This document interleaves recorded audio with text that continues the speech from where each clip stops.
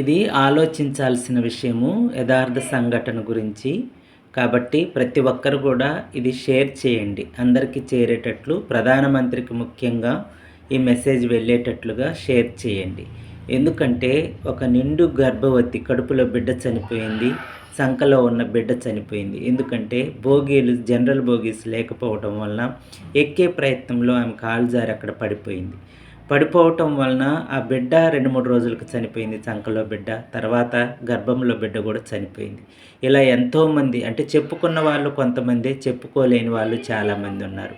కాబట్టి ఈ విషయాన్ని ప్రతి ఒక్కరికి షేర్ చేయండి. అందరికీ తెలిసేటట్లు చేయండి. జాగ్రత్త కలిగి ఉండేటట్లుగా చేయండి.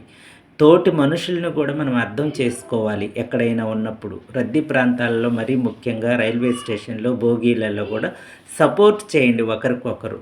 ప్లీజ్ అర్థం చేసుకోండి. లైక్ చేయండి, షేర్ చేయండి, కామెంట్స్ పెట్టండి.